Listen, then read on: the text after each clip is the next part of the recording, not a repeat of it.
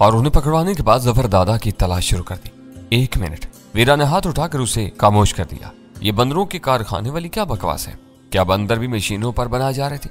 उसके मुतवर्रम होंठों पर खफीफ सी मुस्कुराहट फैलती हुई महसूस हुई और वो आहिस्ता से बोला, बंदर तो किसी जंगल ही से लाए जाते थे, लेकिन उन्हें छुपाने और सुधारने के लिए पिशावर रोड पर वाक़ 1 नंबर फैक्ट्री इस्तेमाल की जाती थी। 5 एकड़ जमीन पर मुश्तमिल वो गोदाम और कारखाना बरसों से बंद पड़ा हुआ है। हम इसी में रह रहे थे। काहुटा से बंदर पकड़े जाने की खबर मिलते ही जफर दादा हम लोगों के साथ सेटेलाइट टाउन वाले मकान में छुप गया। वो खुफिया महकमे के रिश्वतखोर अफसर से बहुत खौफजदा था। तुम लोग आए तो वो समझा कि वही अफसर अपनी नफरी लेकर उसके सर पर पहुंच गया। जफर के सुधाए हुए बंदर कहाँ हैं? मैंने उसे घूरते हुए पूछा। सिर्फ 1 बंदर तैयार है, बाकी 5 बंदरों पर वो काम कर रहा था। वो सब मियाँ जावेद की वीरान टेम्पर फैक्ट्री में ही मौजूद होने चाहिए, उसने कहा। तुम लोगों ने इस्लामाबाद से आगे एक वीरान इलाके में अक़वाम मुत्तहिदा की एक एजेंसी को भी अपना अड्डा बनाया हुआ था। मैंने दुरुस्त लहजे में सवाल किया। उसके बारे में हमें कुछ नहीं मालूम, वो गियाते हुए बोला। हम चारों तो जफर दादा और उसके बंदरों की हिफाजत के लिए दिन रात टेम्पर फैक्ट्री में रहते थे या फिर सेटेलाइट टाउन वाली कोठी में आए थे। इससे आगे के बारे में जफर दादा ही कुछ बता सकता था। जफर के साथ मरने वाले 3 आदमी तुम्हारे साथ ही नहीं थे? मैंने पूछा। नहीं। उसकी आंखों से सदाकत झलक रही थी।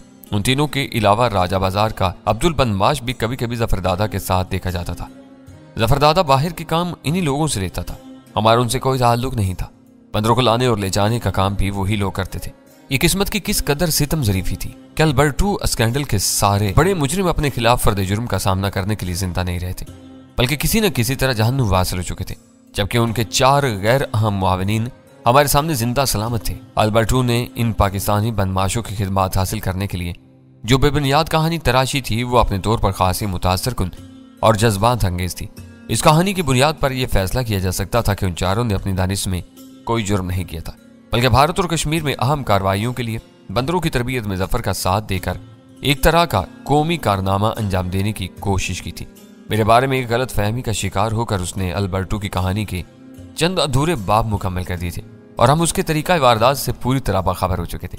वह स्पेशल टास्क फोर्स से वक्त निकालकर बहुत मेहनत से अपने मिशन पर काम कर रहा था, लेकिन कातबे तकदीर ने उसके लिए मुकम्मल शिकस्त लिख दी थी, जिसे वो अपनी सरतोड़ कोशिशों के बावजूद में नहीं टाल सका था।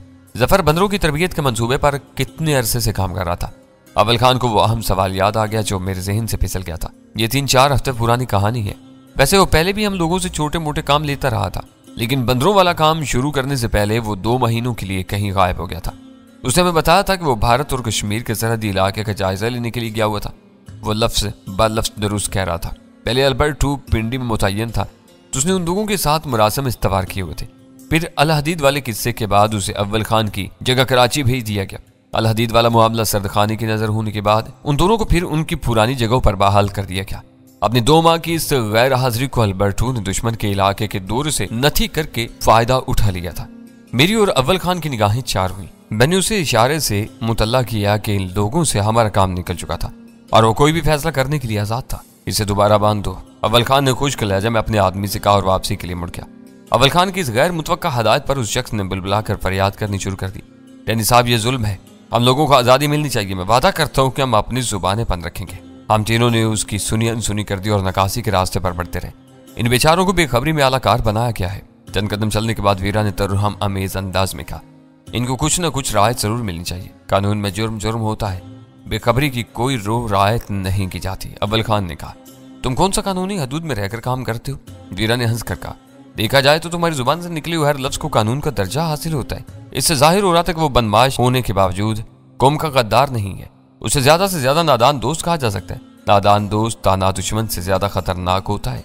मैंने उसे याद दिलाया, इनके बारे में बहस में ना पड़ो। अव्वल खान अपने फराइज मनसबी का पूरा शऊर रखता है। इन लोगों के मुकद्दर का फैसला कोई वफाकी इदारा ही करेगा। अव्वल खान ने सपाट लहजे में कहा, इन्हें एक आध रोज में किसी वफाकी तहकीकाती एजेंसी के सुपुर्द कर दिया जाएगा। अव्वल खान नहायत मुतहरक और फाल मिजाज का मालिक था। मियाँ जावेद की टेम्पर फैक्ट्री का नाम सामने आने के बाद उसे फौरन ही एक पार्टी उधर भी रवाना करती। उसने वहां से बरामद होने वाले बंदरों के धमाका खेज होने के बारे में अपने एक मातहत को समझा दिया था। वो इन लोगों से फारिग हुआ ही था कि शहबाज खान के पीछे जाने वाली पार्टी वापस आ गई। शहबाज खान के हयासोज और शर्मनाक धंधे के बारे में हर बात शक शुबे से बालातर थी, इसलिए उसे बहुत बेरहमाना सलूक का निशाना बनाया गया था।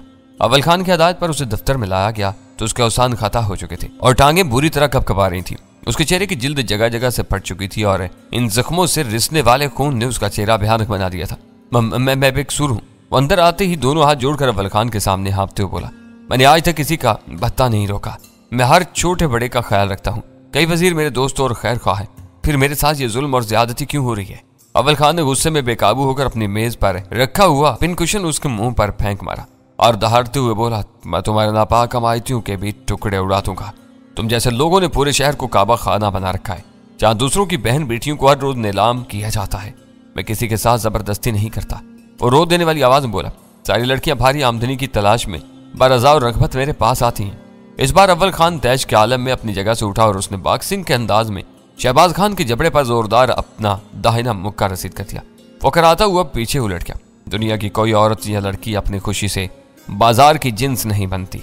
अव्वल खान बरहमी के आलम में घुरा रहा था। ये तुम जैसे बेजमीर दरिंदे होते हैं जो उनकी मजबूरियों का सौदा करके उन्हें नित नए ग्राहकों के हवाले करने का धंधा शुरू कर देती है। मजीद बकवास की तो अब मैं तुम्हारी 32 हल्क में उतार दूंगा। तुम मुझे जानवरों की तरह मार रहे हो। वो खून थूकते हुए कहा, मुझे ये तो बताओ कि तुम मुझसे क्या चाहते हो? मुझे सोते से उठाकर यहाँ लाया गया है, और क्यों लाया गया? कौन सी जगह? तुम वाकई जानवरों से भी बदतर हो। अव्वल खान गुस्से में बहक चला था, इसलिए मैंने असल मौजू की तरफ आने के लिए गुफ्तगू में अपनी टांग अड़ा थी। तुमसे तो जफर के बंदर ही बेहतर हैं, जो उसके सिखाने से बहुत कुछ सीख रहे हैं और अपने मालिक का नाम रोशन कर रहे हैं। उसकी वर्म से तकरीबन बंद होती होती आंखें मेरे चेहरे पर मरकूस हो गई। वो खामोश और महबूत सा होकर मुझे देखे जा रहा था, जैसे मैंने उससे कोई अनोखी बात कह डाली हो। ये कोई पुलिस स्टेशन नहीं है जहाँ तुम भत्ता देकर अपनी जान छुड़ा सकोगे। हम तुमसे तुम्हारी और जफर की यारी की कहानी सुनना चाहते हैं। तुमने हचर मचर की तो मार मार कर तुम्हारा पलेथन निकाल दिया जाएगा। मैंने मुख्तसर वक्फे के बाद उसे अपने असल मकसद से आगाह करते हुए कहा, मैं किसी जफर को नहीं जानता। उसने खौफजदा लहजे में अड़ने की कोशिश की, लेकिन इसी वक्त अव्वल खान ने उसके मुंह पर उल्टे हाथ को जोरदार झापड़ रसीद कर दिया और वह चकरा कर गिर गया। जफर सरलाई टाउन के चूहेदान से पकड़ा जा चुका है। मैंने उसकी दर्दनाक दुर्गत पर रहम खाते हुए उसे आगाह किया, और मियाँ जावेद के मतरूका टेम्पर फैक्ट्री भी हमारे कब्जे में है। तुम अंदाजा लगा सकते हो कि तुमने अपनी जुबान न खोल कर झूठ बोलने की कोशिश की तो तुम्हारा क्या हाशर हो सकता है। उसने एक बार फिर टाल मटोल करने की कोशिश की, लेकिन मेरे इंकशाफ के बाद उसकी हिम्मत जवाब दे चुकी थी। मार खाने के बाद उसने चढ़े हुए सांसों के दरमियान अपनी कहानी शुरू कर दी। इसकी कहानी में कोई नई बात नहीं थी। उसने जो कुछ बताया वो वही था जो हम जख्मी कैदी से सुन चुके थे। फर्क सिर्फ इतना था कि शहबाज खान को अल्बर्टो ने बता दिया था कि वो स्पेशल टास्क फोर्स का एक आला अफसर है और बंदरों के जरिए अहम नीम फौजी मकासद हासिल करने के लिए एक मंसूबे पर खुफिया काम कर रहा है, जबकि सीक्रेट सर्विस का एक बड़ा अफसर पेशा वराना रकाबत की वजह से उसका दुश्मन हो रहा है। अलबत्ता शहबाज और अल्बर्टो की दोस्ती की कहानी कदर दिलचस्प थी। अल्बर्टो को स्पेशल टास्क फोर्स के सख्त डिसिप्लिन की वजह से खुश्क जिंदगी गुजारनी पड़ती थी, जबकि वो फितरी तौर पर बिलानोश और रंगीन मिजाज था। वो अपने इन फितरी जज्बों की तस्कीन के चक्कर में शहबाज खान से टकराता था। बाद में उन दोनों में दोस्ती इस्तवार होती चली गई, क्योंकि इस अड्डे के जरिए अल्बर्टो को जेर जमीन दुनिया के बारे में बहुत सी मालूमात हासिल होती नहीं थी। वो अपने आदमियों के इंतखाब का काम बराह रास्त खुद ही करता था, लेकिन जरूरत पेश आने पर उनकी साख और राजदारी के बारे में शहबाज खान से मशवरा भी कर लेता था। इस बिना पर शहबाज खान अंदाजे तो कायम कर सकता था, लेकिन उसे हतमी तौर पर यह मालूम नहीं होता था कि किस वक्त कौन कौन उसके लिए काम कर रहा है।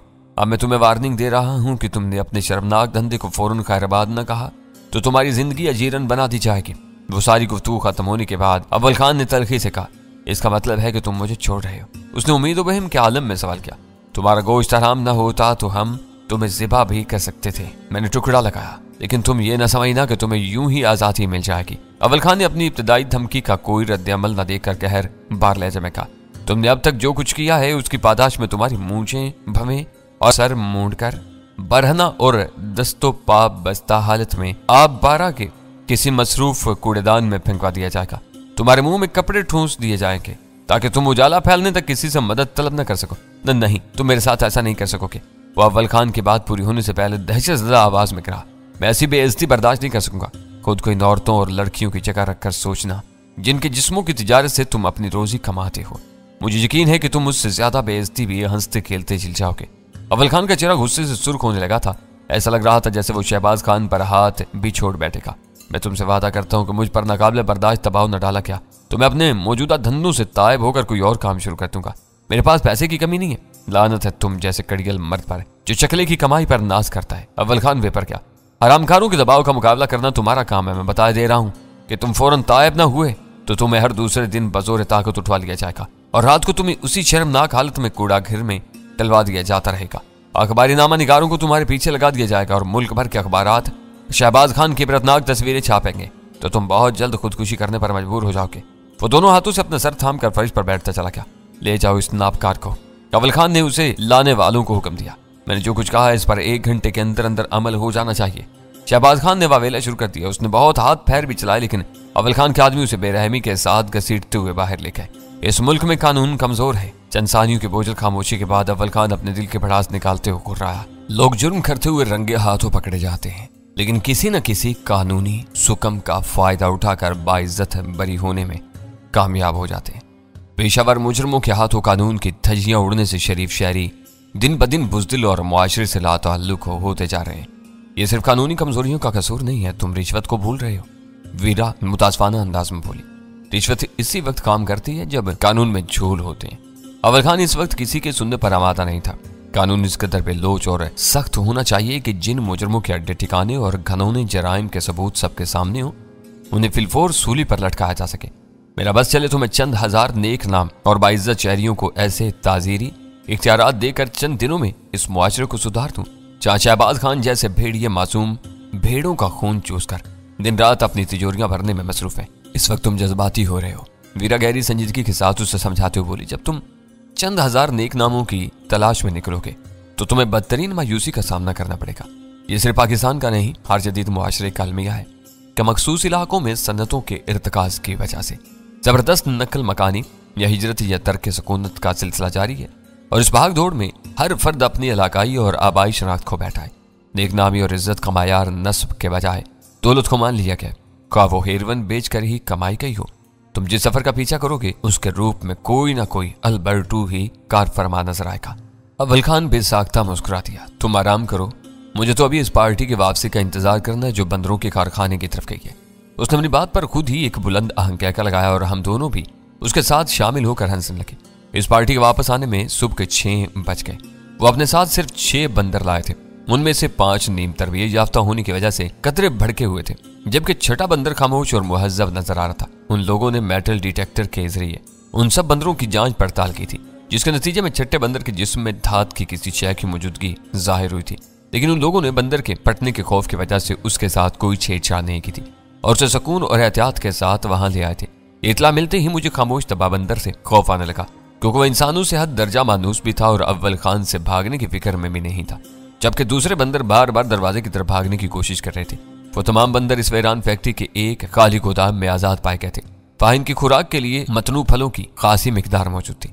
तशवीशनाक बात यह थी कि इस गोदाम में एक जेर जमीन कमरे का रास्ता भी था। वो तहखाना हर तरह के साजो सामान से लैस एक छोटी ऑपरेशन टेबल, सर्जरी के मुतअद्दिद बारीक और नाजुक आलात, बेहोशी के मुख्तलिफ अदवायात और इंजेक्शन सिरिंजों पर मुश्तमिल था। कमरे में जदीद तरीन और नन्हे लासिल की माइक्रोफोनों से भरा हुआ एक डिब्बा बरामद हुआ था। ऐसे माइक्रोफोन के जरिए तार की मदद के बगैर कई किलोमीटर दूर होने वाली गुफ्तगू लफ्ज ब लफ्ज सुनी जा सकती थी। उसके अलावा भी वहां कुछ ऐसी नई और जदीद साख्त की मशीनें थीं जिनके बारे में अव्वल खान के आदमी कोई अंदाजा नहीं लगा सके थे। वो लोग इन मशीनों और आलात को छेड़े बगैर अपने 2 आदमी वहां छोड़कर सिर्फ बंदरों के साथ वापस लौट आए थे। अल्बर्टो मर गया था, लेकिन उसके फैलाए हुए जाल की कड़ियां अब मिल रही हैं। अव्वल खान इन खबरों पर मुतफक्किर नजर आने लगा। तरबीज याफ्ता और बग किए हुए बंदर बाहर से स्मगल या दरामद नहीं किए जा सकते थे, बल्कि ये सारा काम यहीं हमारी नाक के नीचे सर अंजाम दिया जा रहा था और हम इससे बेखबर थे। मुझे यकीन है कि जेर जमीन लेबॉर्ट्री में उन जदीद तरीन कैमरों का साजो सामान भी मौजूद होगा जो काहोटा से पकड़े जाने वाले बंदरों की जिल्द के नीचे छुपाए गए थे। मैं तुमसे मुत्तफिक हूं, लेकिन इस संजीदा बंदर ने मुझे खौफसदा किया हुआ है। मैंने छठे बंदर की तरफ इशारा करते हुए कहा, अगर यह हादसाती तौर पर यहीं पट गया तो बड़ी तबाही फैलेगी। मेरा ख्याल है कि इन सब बंदरों को खुले लान पर बंधवा कर अपने आदमियों को इनसे दूर रहने की हिदायत कर दो, ताकि किसी इम्कानी तबाही के खतरे को कम से कम किया जा सके। और अचानक छठा बंदर अपनी जगह बैठे बैठे कोखियाने लगा और मैं सहम कर फौरन ही खामोश हो गया। गो मैंने अपने खौफ का कोई जिक्र नहीं किया, लेकिन मैं ज़हन में लाचारी तौर पर उस लज्जा अंगेज खतरे से सर उभारा था कि कहीं यह बंदर अपनी किसी गैर मामूली हिस्स के जरिए मेरे ख्यालात तो नहीं पड़ रहा था। इन सबको ले जाओ और लान पर बांध कर दूर से निगरानी करते रहो। अव्वल खान ने किसी एक फर्द से मुखातिब होने के बजाय अमूमी हदायत जारी की और वो लोग इसका इशारा समझकर बंदरों समेत उसके दफ्तर से रुखसत हो गए। तखलिया होते ही वीरा के लिए अपनी जब्त की हुई हंसी पर मजीद काबू पाए रखना दुश्वार हो गया। वो खिलखिलाकर हंसी थी और अव्वल खान भी अचानक हंसने लगा। यूं दांत फाड़ने की क्या तुक है। मैंने अव्वल खान को नजरअंदाज करके खिफत अमेज अंदाज में वीरा को जताड़ा। हम कुछ संजीदा गुफ्तगू कर रहे थे। वो तो कर रहे थे, लेकिन बंदर की खूं खूं पर तुम्हारी जान क्यों निकल गई थी? उसने हंसने के दौरान में कहा। ऐसा मालूम हुआ था जैसे बंदर के बोलते ही तुम्हारे हल्क का कवा गिर गया हो। बाज़-औक़ात तुम नहायत तहमखाना बातें करने लगती हो। मेरे लिए हकीकत का एतराफ़ करना दुश्वार था। इस वक्त बंदर की बजाय तुम भी बोल पड़ती तो मैं इसी तरह चौंक कर खामोश हो जाता। महवियत के दौरान में ऐसा ही हो जाता है। अव्वल खान ने बुर्दबारी का मुजाहरा करते हुए अपनी हंसी मौकूफ कर दी। तुम्हारी वजह से मैं भी बिला वजह हंस पड़ा। काश मेरे पास कैमरा होता और मैं इस वक्त तुम्हारे चेहरे की तस्वीर ले सकी होती। प्लीज वीरा। अव्वल खान ने उसे खामोश कर दिया। इस बात को यहीं खत्म कर दो। हम इन बंदरों और कारखाने के बारे में फौरी तौर पर फैसला करना है। मैं यही कह रहा था, ये बंदर फौरी तौर पर वहीं भेज दिए जाने चाहिए। चाकाहोटा का जिंदा बचने वाला बंदर माहिरीन की निगरानी में है। ये बहुत उलझा हुआ तकनीकी मामला है, इसे माहिरीन ही हल कर सकते हैं। ये बंदर तुम्हारी फोर्स की तहवील में ज़ाया नहीं होना चाहिए। मैंने वीरा का मुंह बंद करने के लिए फौरी तौर पर एक नया लेकिन सोचा समझा मामला छेड़ दिया। बंदर के घुराने के वक्त मेरे ज़हन में नहीं था। तुम्हारी तजवीज़ माकूल और काबिल फ़हम है, लेकिन इसके लिए मुझे अपने कमांडर से मंजूरी लेनी होगी और वो इस वक्त वजारत दाखिला की एक अहम इजलास में है। वीरा ने उसे याद दिलाया, ये कोई मसला नहीं है। इजलास के दौरान में भी उससे ट्रांसमीटर पर बात कर सकता हूँ। काम के बारे में हम लोगों को मुकम्मल आज़ादी हासिल होती है। फिर टेम्बर फैक्ट्री में दरियाफ्त होने वाली लिबार्टी के बारे में भी बात कर लो तो मुनासिब रहेगा। वीरा भी पूरी तरह संजीदा हो चुकी थी। वहाँ भी ऑपरेशन थिएटर के अलावा नाजुक हालात मौजूद हैं। माहिरीन ही उनके मसरफ और अहमियत का तयन कर सकते हैं। हो सकता है कि वो पोर्टेबल सेटेलाइट रिसीविंग स्टेशन हो और इसकी मेमोरी में काहोटा से आने वाली बाज़ तस्वीर महफूज हों। गैर पेशा वाराना छेड़छाड़ से वो तस्वीर ज़ाया हो सकती हैं। अल्बर्ट 2 के मिशन के बारे में ऐसी तस्वीर बहुत मददगार साबित हो सकती हैं। तुम यहीं ठहरो या अपने कमरे में चलकर आराम करो। मैं कमांडर से बात करके तुम्हारे पास वापस आता हूँ। अव्वल खान ने अपनी कुर्सी छोड़ते हुए कहा और हम दोनों भी उठ खड़े हुए। हम अपने कमरे में तुम्हारा इंतजार करेंगे। मैं ये कहता हुआ बाहर निकल गया। थोड़ी देर बाद दफ्तरी हिस्से की तरफ से किसी गाड़ी के इंजन की रवानगी का ऐलान हुआ, जो चंद सानियों बाद तेज होने के बाद दूर होते हुए बतदरीज मालूम होता चला गया और फिजा पर दोबारा वही सन्नाटा छा गया। मालूम होता है कि कोई रवाना हुआ है। अव्वल खान भी अभी तक नहीं लौटा। ऐसा ना हो कि उसके कमांडर ने उसे बिला ताखीर अपने पास बुला लिया हो। वीरा अपने गिलास से खेलते हुए बोली। मुझे उसके तबसरे का जवाब देने की जरूरत नहीं पड़ी, क्योंकि तकरीबन इसी वक्त अव्वल खान अपने मखसूस अंदाज में दस्तक देकर हमारे कमरे में आ गया। उसके चेहरे पर दूर दूर तक थकान की कोई अलामत नहीं थी, बल्कि वो कुछ ज्यादा ही चौंचाल नजर आ रहा था। शहबाज खान के चेहरे को बालों से बिल्कुल महरूम करके रवाना किया जा चुका है। उसने आते ही ऐलान किया, अब तुमको इसके बारे में एक अहम काम करना है। मैं इस खबीस आदमी को ज्यादा ढील दिए बगैर इसके फितने को यहीं कुचलना चाहता हूँ। लम्हा भर के लिए खामोश हुआ तो मैं इस्तफसार तलब निगाहों से उसकी तरफ देखता रहा। उसने दोबारा सिलसिला काम जोड़ते हुए कहा, टेलीफोन डायरेक्टरी से 1-2 नंबर अखबारी नामा निगारों या खबर रसाई एजेंसियों के फोन नंबर तलाश करके उन्हें शहबाज खान के पीछे लगा दो। मैं चाहता हूँ कि इसके होश में आने से पहले ही इसकी तस्वीर बना ली जाए, जो कल के अखबारात में छप जाए। इस बार तो तुम्हारा ऐसा प्रोग्राम नहीं था। तुमने उसे एक मौका देने का वादा किया था। वीरा ने उसे याद दिलाया। वो बहुत ठीठ और पुराना पापी है।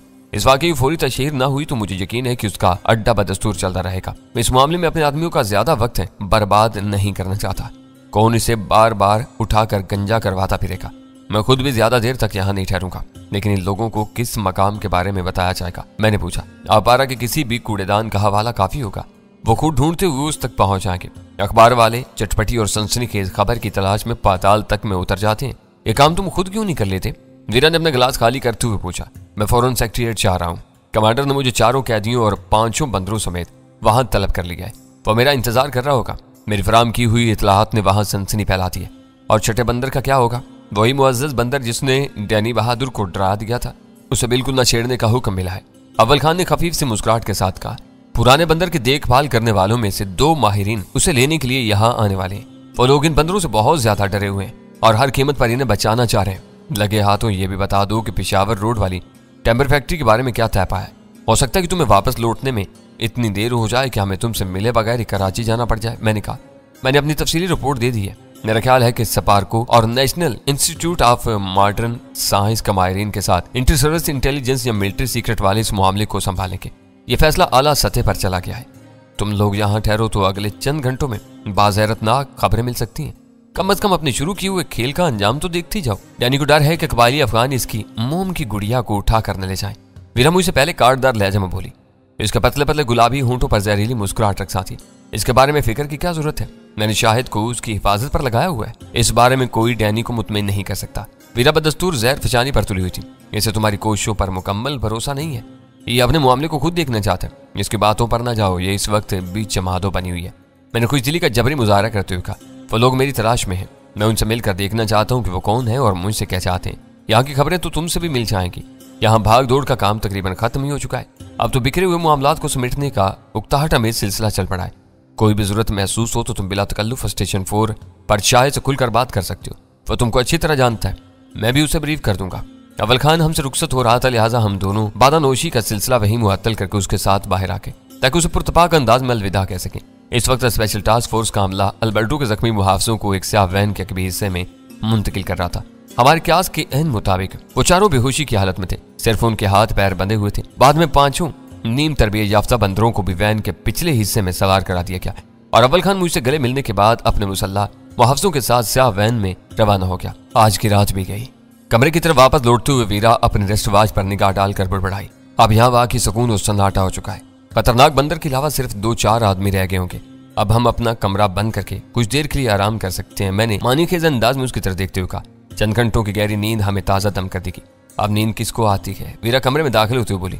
आ जाएगी। मैंने होले से उसकी पूछ सहलाते हुए कहा, फिलहाल तुम बाकी मादा स्काच खाली गिलासों में उंडे लो, मैं अखबार वालों के फोन नंबर तलाश करता हूँ, ये काम भी कर ही लिया जाए। मैंने कराची और रावलपिंडी से शाया होने वाले एक मोतबर उर्दू रोजनामे के पिंडी ऑफिस का नंबर मिलाकर ऑपरेटर से सिटी पेज एडिटर का नंबर मांगा तो उसने मेरी तस्दीक करते हुए मुझे यह बताना जरूरी समझा कि शहरी सफ़े का एडिटर नहीं बल्कि सब एडिटर होता है और इस वक्त अखबारात की अगली कॉपी तबाद के लिए भेजने की तैयारियों में मसरूफ था। मेरे पास एक अहम सनसनीखेज और तस्वीरी खबर है, मेरी किसी से भी बात करवा दो। मेरे लिए अपने असल मुद्दा का इजहार नागुज़ीर हो गया था। ताखीर की सूरत में तुम्हारा अखबार इस खबर से महरूम हो जाएगा। वो ऑपरेटर ही सही लेकिन अखबारी सन्नत का कारकुन था और इसलिए खबर की अहमियत को अच्छी तरह समझता था। उसने जरा से तवक्कुफ के बाद एक क्राइम रिपोर्टर से फोन का सिलसिला मिला दिया।